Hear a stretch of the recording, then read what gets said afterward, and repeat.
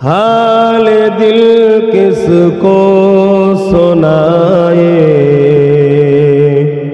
آپ کے ہوتے ہوئے، کیوں کسی کے در پہ جائے آپ کے ہوتے ہوئے، حال دل کس کو سنائے آپ کے ہوتے ہوئے۔ میں غلام مصطفیٰ ہوں، یہ میری پہچان ہے، میں غلام مصطفیٰ ہوں، یہ میری پہچان ہے، غم مجھے کیوں کر ستائے، غم مجھے کیوں کر ستائے آپ کے ہوتے ہوئے۔ کہہ رہا ہے آپ کا رب انت فیہم، آپ سے کہہ رہا ہے آپ کا رب انت فیہم، آپ سے کیوں انہیں دو میں سجائے، کیوں انہیں دو میں سجائے آپ کے ہوتے ہوئے، حال دل کس کو سنائے آپ کے ہوتے ہوئے۔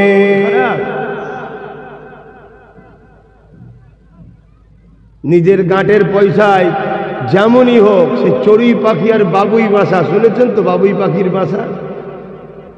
চড়ুই পাখি থাকে রাজপ্রাসাদে আর বাবুই পাখি থাকে তাল গাছে, নিজের কিন্তু বাসাতে। যেমনই হোক নিজের, আর ও রাজপ্রাসাদে থাকে ঠিকই, যখনই মন যাবে রাজার ভেজে ভেজে খাবে আবার। আমরা আমাদের ধর্ম, আমাদের কর্ম, আমরা আমাদের মতো করে নিজের মতো করে যা আছে তাই দিয়ে করি, এতে মন খারাপ করার কিছু নেই। আর এটাও মনে রাখবেন, কেউ আমাদেরকে কখনো দেবে না, সবাই ইসলামকে মিটাতে চায়। যদি কেউ শুকনো দরদ দিয়ে বলে তোদের কবরস্থান ঘিরে দেবো, জানবে কবরস্থান দখল হয়ে গেল, অলরেডি দখল হয়ে গেছে। অতএব কেউ যদি বলে তোদের ধর্মস্থানে জলসাতে আমি টাকা দেবো, এটাও জেনে রেখে দেবে ওখানে তার দালালি করতে হবে, এজন্য দিচ্ছে। ওর থেকে কাঁদাতে বসে থাকা তাও ভালো, ওর থেকে রোদে বসে থাকা তাও ভালো, এইটুকু যদি না হয় তাও ভালো। আমালিনা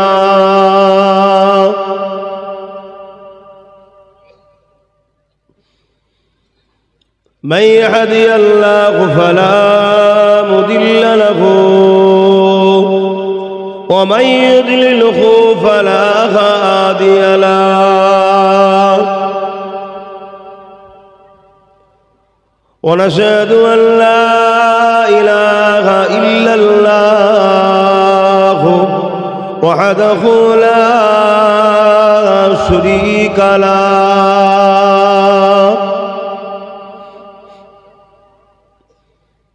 ونشهد أن سيدنا وحبيبنا ومولانا محمدا عبده ورسوله،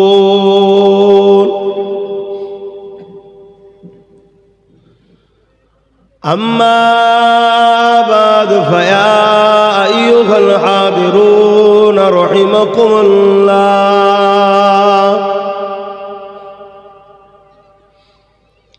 قال الله تعالى في كلام المجيد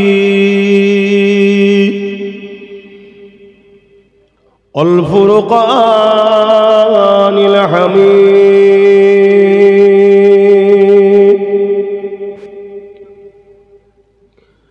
إن الله وملائكته وملائكته يصلون على النبي يا أيها الذين آمنوا صلوا عليه وسلموا تسليما اللهم صل على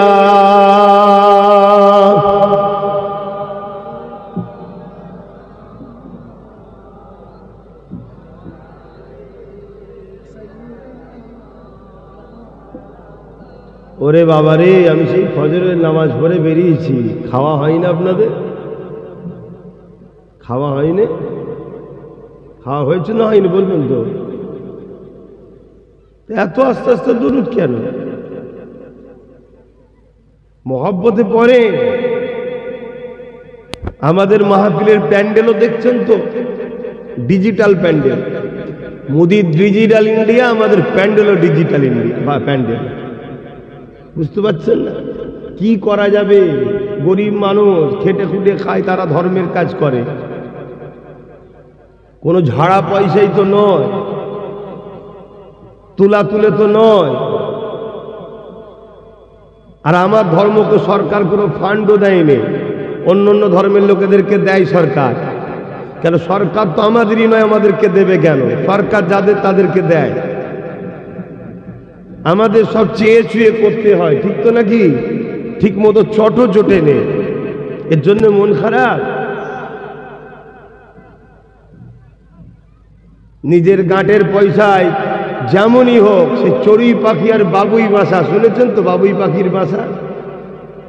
চড়ুই পাখি থাকে রাজপ্রাসাদে, আর বাবুই পাখি থাকে তাল গাছে, নিজের কিন্তু বাসাতে।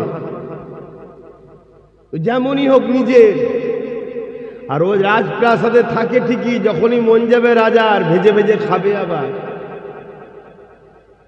আমরা আমাদের ধর্ম, আমাদের কর্ম, আমরা আমাদের মতো করে, নিজের মতো করে যা আছে তাই দিয়ে করি। এতে মন খারাপ করার কিছু নেই। আর এটাও মনে রাখবেন, কেউ আমাদেরকে কখনো দেবে না, সবাই ইসলামকে মিটাতে চায়। যদি কেউ শুকনো দরদ দিয়ে বলে তোদের কবরস্থান ঘিরে দেবো, জানবে কবরস্থান দখল হয়ে গেল, অলরেডি দখল হয়ে গেছে। অতএব কেউ যদি বলে তোদের ধর্মের স্থানে জলসাতে আমি টাকা দেবো, এটাও জেনে রেখে দেবে ওখানে তার দালালি করতে হবে, এজন্য দিচ্ছে। ওর থেকে কাঁদাতে বসে থাকা তাও ভালো, ওর থেকে রোদে বসে থাকা তাও ভালো। এইটুকু যদি না হয় তাও ভালো, মাইক যদি না হয় মুখে ওয়াজ করা হয় তাও ভালো। আল্লাহ ও রসুল ছাড়া অন্য কারো পক্ষে থাকবো না, এটা অঙ্গীকার করুন আপনারা। কি অঙ্গীকার করছেন তো?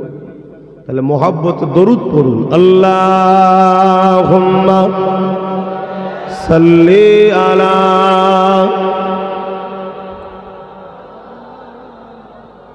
ওয়ালা আলি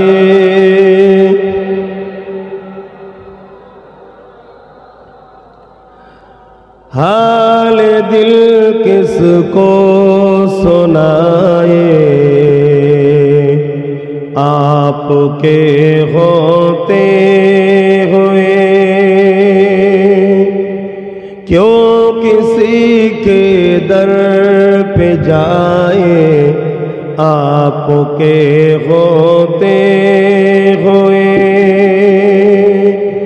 हाल दिल किसको सुनाए, आपके होते हुए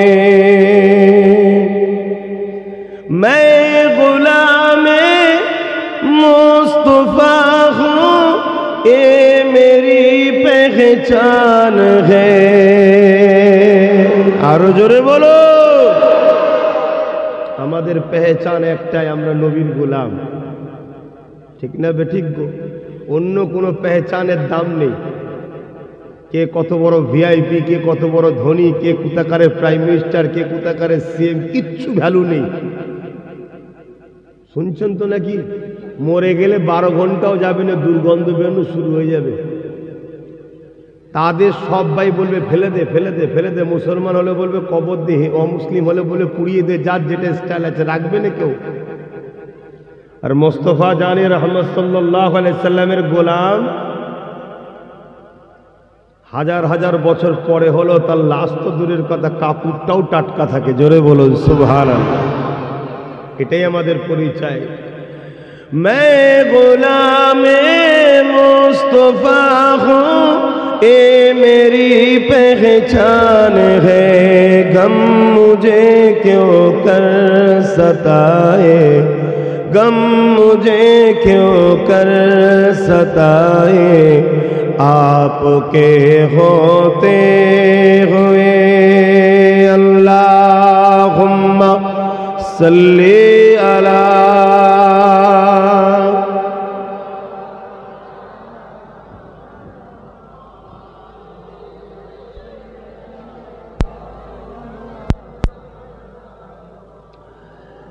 कह रहा है आपका रब अंत फीहिम, आपसे कह रहा है आपका रब अंत फीहिम, आपसे क्यों इन्हें दो मैं सजाए, क्यों इन्हें दो मैं सजाए, आपके होते हुए।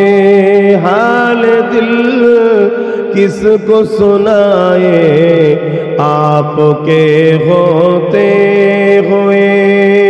अल्लाहुम्मा सल्ली अला।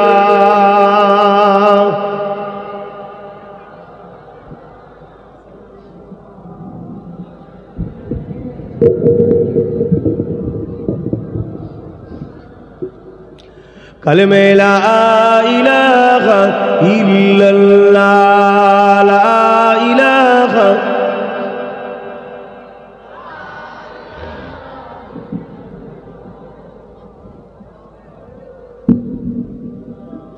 हस्बी रब्बी जल्लल्लाह, मा फी क़ल्बी ग़ैरुल्लाह। हस्बी रब्बी जल्लल्लाह, मा फी क़ल्बी ग़ैरुल्लाह। नूर मुहम्मद सल्लल्लाह, हक़ ला इलाहा इल्लल्लाह, ला इलाहा।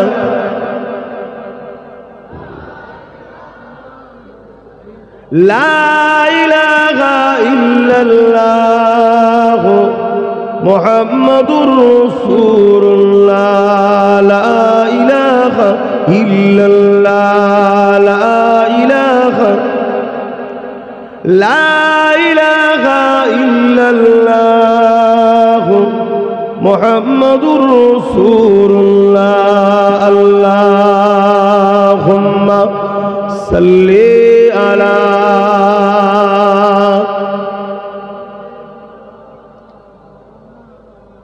वला आले।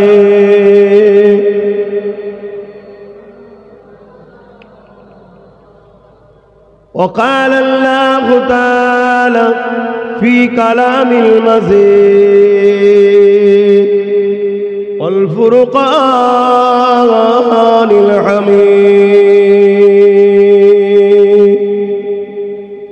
वमा खलक़तुल जिन्ना वल इंसा इल्ला लियअबुदून।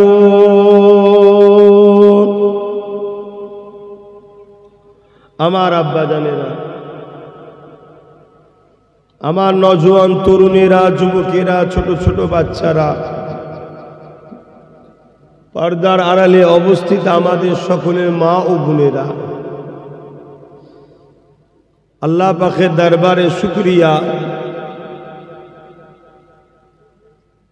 আজকে ক্যানিং তালদিটা এলাকায় কোরআন সুন্নাহর একটা মাহফিল, দ্বীন ইসলামের একটা আলোচনার মাহফিল আপনারা করেছেন। ইসলামের হুকুম আহকাম আমরা কম বেশি সবাই জানি। ইসলামের কথা কি মানতে হবে কি মানতে হবে না এ বিষয়ে আমরা সবাই জানি না সবাই জানি, কিন্তু এরপরও এই আলোচনাগুলো করা হয় কেন? যাতে করে নতুন প্রজন্ম শেখে। আমরা অনেকে গাফলুতির মধ্যে পড়ে যায়, যেমন একটা কোনো জায়গায় ধুলো পড়ে গেলে পরিষ্কার করলে একটু ঝাড় দিলে বা মুছলে পরিষ্কার হয়ে যায়, এগুলো ওই পরিষ্কার করার জন্য যাতে গাফলুতি থেকে মানুষ ফিরে আসে। পাশাপাশি এখানে একটা দোয়া হয়, তওবা হয়, যেটা আমাদেরও কবরবাসীদেরও কাজে লাগে। আর সবথেকে মেন গুরুত্বপূর্ণ বিষয় হলো যেটা এই মাহফিলগুলো থেকে মানুষের ঈমানকে মজবুত রাখার জন্য বারবার মেসেজ দেওয়া হয়। জোরে বলুন সুবহানাল্লাহ। খুব অল্প টাইমে দুটো কথা বলছি, মন দিয়ে শোনেন। যুগে যুগে ইসলামের বিরুদ্ধে দুই শক্তি সবথেকে বেশি বিরোধী করেছে। প্রথম শক্তি হচ্ছে জালিম অত্যাচারী শাসক, দ্বিতীয় শক্তি হলো 2 নম্বর ভণ্ড বদমাই ধর্মগুরুর লেবাসে শয়তান। কিন্তু এই দুই শক্তি ইসলামের পিছনে লেগেছে সবথেকে বেশি, কিন্তু এরা কোনোদিন সাকসেসফুল কামিয়ে, জোরে বলুন, পারেনি। যতবার চেষ্টা করেছে এরা মুখ থুবড়ে পড়েছে। জোরে বলুন সুবহানাল্লাহ। অথচ এদের কাছে সর্বসময়ে মোট 5টা পাওয়ারের মধ্যে 4 পাওয়ার কিন্তু ওদের কাছেই সব সময় ছিল। ম্যান পাওয়ার, মানি পাওয়ার, মাসুল পাওয়ার বা অস্ত্র পাওয়ার, ম্যান্ডেট পাওয়ার, রাজ ক্ষমতা বা একতা। এরপরও কিন্তু বারবার তারাই মুখ থুবড়ে পড়েছে ইসলামের বিরুদ্ধে লাগতে গিয়ে। ইসলামকে কখনো কেউ ক্ষতি করতে পারেনি, আর সবে কিয়ামত পর্যন্ত পারবে। জোরে বলুন। কিন্তু এই 4 পাওয়ার থাকার পরও ইসলামের অনুসারীদের কাছে বারবার পরাজিত হয়েছিল। ইসলামের অনুসারীদের কাছে একটা পাওয়ার ছিল, ওই পাওয়ারটার নাম হলো সিনার পাওয়ার, অর্থাৎ ইমানের পাওয়ার। জোরে বলুন সুবহানাল্লাহ। এই ইমানের পাওয়ার এত বড় পাওয়ার, পৃথিবীতে যত বড় বড় শাসক অত্যাচারী এসেছে সবাই ইমানের পাওয়ারকে ভয় করেছে। পৃথিবীতে যত বড় বড় ম্যান পাওয়ার, মানি পাওয়ার, ম্যান্ডেট পাওয়ারের লোক এসেছে বা আছে, সবাই কিন্তু এই ইমানের পাওয়ারকে বড়ই ভয় করে। জোরে বলুন সুবহানাল্লাহ। তাই তারা পরিকল্পনা করেছে ইসলামের অনুসারীদের কাছ থেকে ইমানের পাওয়ারটাকে কাটতে হবে। শুনছেন তো নাকি? কাটতে হবে। ইমানটা কি? ইমান হলো আমার নূর নবীকে মোহাব্বত ও আদব করার নাম। জোরে বলুন সুবহানাল্লাহ। তাই তারা বড় পরিকল্পনা করেছে যে এই ইমানটাকে ইসলামের অনুসারীদের থেকে বার করে নাও।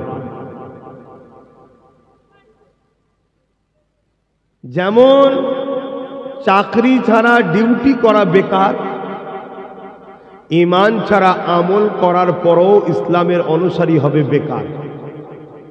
আমি কি বুঝাচ্ছি, বুঝছেন তো? আল্লাহ নবী তাই বললেন আখেরি জামানায় আমার উম্মত প্রচুর মার খাবে। সাহাবা হুজুররা বললেন হুজুর কেন সংখ্যা কম হবে? আল্লাহ নবী বললেন কখনোই না, সংখ্যা অনেক থাকবে তারপরেও মার খাবে। কারণটা হলো এটা, তাদের ভেতর থেকে লোভ আর খোদার ভয় উঠে যাবে। লোভ ঢুকে যাবে আর খোদার ভয় উঠে যাবে। আর এই লোভের কারণে তারা আমি রসুল আমার প্রেম আদব থেকে বেরিয়ে যাবে। আর খোদার ভয় উঠে যাওয়ার জন্য জালিমরা তাদেরকে আর ভয় করবে না, কেন তারা জেনে যাবে যে এদের মধ্যে আর সেই পাওয়ারটা নাই। যেমন আজকে আমার দেশকে অনেকে ভয় করে, কেন? আমার দেশে পারমাণবিক শক্তি আছে, ঠিক না বেটি? যদি পারমাণবিক শক্তি না থাকতো আমার দেশকে ভয় করতো কি? ভয় করতো। আজকে যে যে দেশে পারমাণবিক শক্তি আছে সে দেশকে কিন্তু ভয় করে। কিন্তু ঈমান এমন একটা পাওয়ার, পারমাণবিক শক্তির থেকেও পাওয়ার। জোরে বলুন সুবহানাল্লাহ। তাই ঈমান যার যার মধ্যে আছে তাকে কিন্তু দুনিয়া ভয় করে।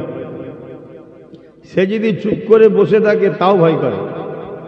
সে যদি বাইরে না বেরোয় তাও তাকে নিয়ে চর্চা হয়। সে যদি কোনো কিছুর মধ্যে না থাকে তাও তাকে নিয়ে ঘন্টা ঘন্টা ডিবেট হবে। শুনছেন তো নাকি? এই পাওয়ারটাকে কাড়ার জন্য এই ইসলামের দুশ্মন শাসকরা, ইসলামের দুশ্মন বদমাইশগুলো কোটি কোটি টাকা খরচ করে ইসলামের ঘরের উলামাদের মধ্যে থেকে যারা লুবি তাদেরকে অর্থ দিয়ে খরিদ করে নিচ্ছে। আমি কি ভূমিকাটা দিচ্ছি বুঝছেন তো? এটা প্রথম শুনলেন। কেন এই রুহে জমিনের ওপরে, আসমানের নিচে, পৃথিবীতে অনেক বড় বড় জালিম এসেছে, কোনো মায়ের লাল টিকে থাকতে পারেনি, সব মিটে গেছে। ইসলাম সেদিনও ছিল, আজও আছে, কিয়ামত পর্যন্ত থাকবে। জোরে বলুন সুবহানাল্লাহ।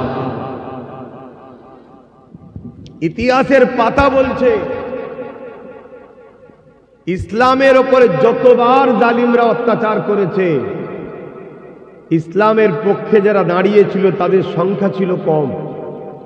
তাদের হাতে অস্ত্র পাওয়ারও ছিল না, ম্যান পাওয়ারও ছিল না, রাজ পাওয়ারও ছিল না, ম্যান্ডেট পাওয়ারও ছিল না। উপরন্ত যারা জুলুম করেছে তাদের হাতে ম্যান পাওয়ার ছিল, ম্যান্ডেট পাওয়ার ছিল, মানি পাওয়ার ছিল, রাজ পাওয়ার ছিল। তারপরও তারা পরাজিত হয়েছে। এই অল্প গুটি কতকের দ্বারা ইসলামের ঝান্ডাকে আল্লাহ আরো দূরে আগিয়ে নিয়ে গেছে। এই অল্প গুটি কতকের কাছে একটাই পাওয়ার ছিল, ওই পাওয়ারটা হলো ঈমানের পাওয়ার। জোরে বলুন সুবহানাল্লাহ। আজ বিশ্বজুড়ে আমাদেরকে ইসলামের বিরুদ্ধে মানুষ ষড়যন্ত্র করছে না, করে না? কিন্তু এতে তারা সাকসেসফুল হতে পারবে না, তারাও জানে। তাই তারা নতুন পরিকল্পনা করেছে, যেদের ভেতর থেকে ঈমানকে বার করে। মন দিয়ে শুনছেন তো আমার কথা? কোনো মন দিয়ে শোন। এদের ভেতর থেকে ঈমানকে বার করে নাও। অর্থাৎ ঈমান কি? বলুন, আমি তো বললাম ঈমান কি। অর্থাৎ এদের দিলে নবীর প্রেম ও আদবকে কেড়ে নাও, বার করে নাও এদের দিল থেকে। কেমন? এমন কিছু কিছু কথা এদের কাছে বলো বা এদেরকে শোনাও যে কথাগুলো আমার নবীকে কষ্ট দেবে। আর ওই কথা শুনে যারা চুপ থাকবে তারা বেঈমান হয়ে যাবে। এটা হলো রজব মাস। এই মাসে আমার নবীর মেরাজ হয়েছিল, জানেন তো নাকি? আজকে ইসলামের দুশ্মন শাসকরা কোটি কোটি টাকা খরচ করে 2 নম্বর উলামাদের দিয়ে প্রচার করছে নবীর নাকি মেরাজ খবে খবে হয়েছে। করছে না? করেন? এই কথাটা কেউ যদি মেনে নেয় তার ঈমান থাকবে না যাবে? কেউ শোনার পরে যদি চুপ করে থাকে তার ঈমান যাবে না থাকবে? কথা কিছু বুঝছেন? এটা একটা পরিকল্পনা। তা আমরা দেখছি এই কঠিন মুসিবতে যদি আমাদেরকে সোজা হয়ে দাঁড়াতে হয়, সর্বপ্রথম আমাদের কাজ হবে মুনাফিক উলামাগুলোকে চিনা। এই শুনছেন তো নাকি? কেন আল্লাহ নবী বলেছেন আসমানের নিচে জমিনের ওপরে সব থেকে নিকৃষ্ট হবে একদল উলামা,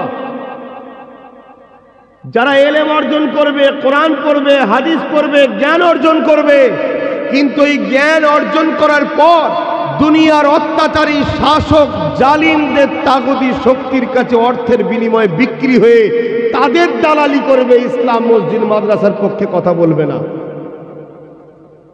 এগুলোকে চেনা দরকার আছে না? না কেন? তোমরা আম মানুষ, মন দিয়ে শোনো, গুনাহগার বেঈমান নয়। গুনাহ নিয়ে যদি কবরে ঢোকো, আল্লাহ চাইলে মাফও করতে পারে, আর যদি ধরে বিচার করে শাস্তি দিয়ে কিন্তু ঈমান থাকার জন্য মাফ করে দেবে। জোরে বলুন সুবহানাল্লাহ। কিন্তু এই সমাজে একদল দাড়িওয়ালা, টুপিওয়ালা, বক্তা, মুফতি, মৌলানা সেজে ঘুরে বেড়াচ্ছে, যাদের আকীদা, যারা কোরআন পড়েছে, হাদিস পড়েছে, বড় মৌলানা হয়েছে, বড় স্কলার, বড় মুফতি,